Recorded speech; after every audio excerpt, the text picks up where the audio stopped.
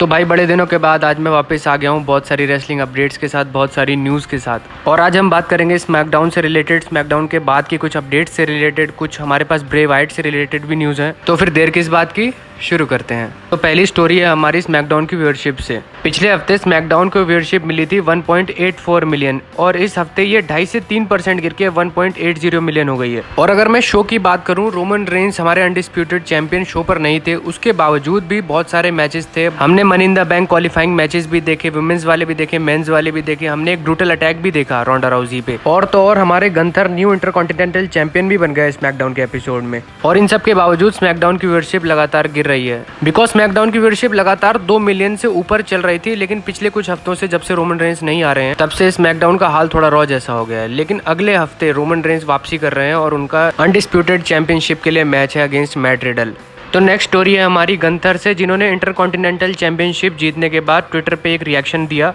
जैसा कि आप स्क्रीन पे देख सकते हो, उन्होंने अपनी सेलिब्रेशंस की कुछ फोटो लगाई है और उन्होंने जर्मन में कुछ कैप्शन लिखा है जिसका हिंदी मतलब है रोलर कोस्टर या रोलर कोस्टर राइड। जिनको नहीं पता उनको बता दूं कि गंथर जो पहले वॉल्टर नाम से थे वो NXT यूके से आए हैं और उनके नाम एक वर्ल्ड रिकॉर्ड है 870 डेज तक NXT यूके चैंपियनशिप को होल्ड करने का। और कंपैरिजन के लिए मैं आपको बता दूं कि रोमन रेंस का जो टाइटल ट्रेन चल रहा है वो भी 650 डेज के आसपास तक का ही चल रहा है, जबकि गंथर ने 870 डेज तक NXT यूके चैंपियनशिप को संभाला। नेक्स्ट स्टोरी है हमारी स्मैकडाउन में हुई एक इंजरी से रिलेटेड। तो money in the bank qualification के लिए स्मैकडाउन में मैच चल रहा था शाया ली वर्सेस लेसी एवेंस। मैच खत्म होने के बाद शाया ली हिल नहीं पा रही थी और रिंग में लेटी ही रही, जिसके बाद डॉक्टर्स आते हैं और मेडिकल स्टाफ उनको संभालते हुए बैक स्टेज ले जाता है।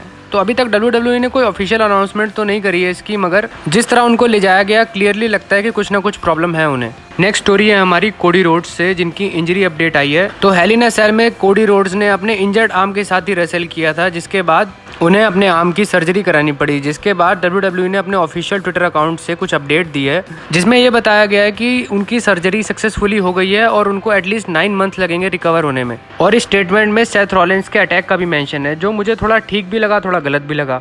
गलत इसलिए लगा क्योंकि कोडी रोड्स को इंजरी तो ट्रेनिंग के दौरान हुई थी, और सही इसलिए लगा कि इससे सेथ रॉलिंस के कैरेक्टर को थोड़ा बूस्ट मिलेगा, थोड़ा एक थोड़े सेथ रॉलिंस क्रेडिबल लगेंगे।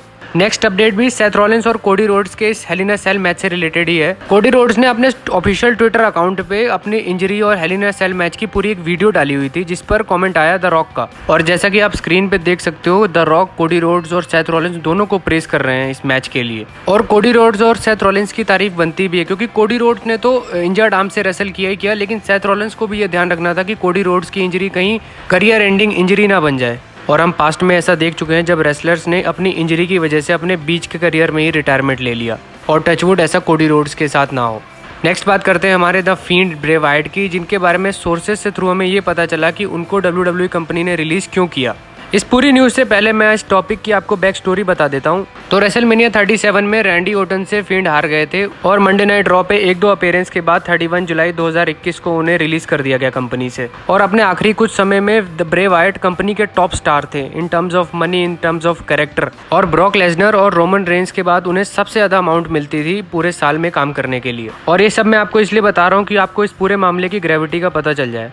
तो न्यूज़ ये है कि ब्रे वाइट एक तो बेबी फेस थे और उनका कैरेक्टर इतना तगड़ा था, इतना स्ट्रॉन्ग था कि वो दूसरे बेबी फेस के कैरेक्टर्स को बिल्कुल खत्म कर दे रहे थे, एकदम डिस्ट्रॉय कर दे रहे थे। और ब्रे वाइट अपने इस पुश को, अपने इस कैरेक्टर को मॉडर्न डे अंडरटेकर समझने लगे थे, या कह लो एरोगेंस में समझने लगे थे।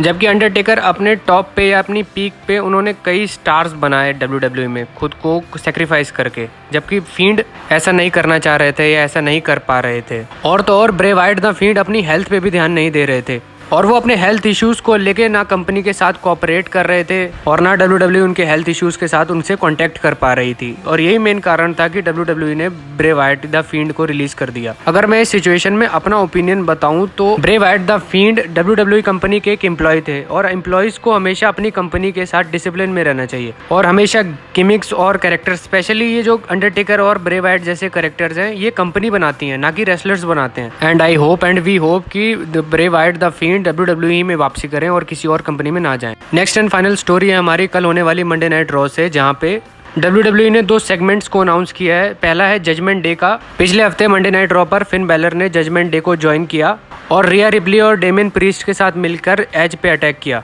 और वो अब नेक्स्ट मंडे नाइट रॉ पे अपनी न्यू डायरेक्शन को एड्रेस करेंगे।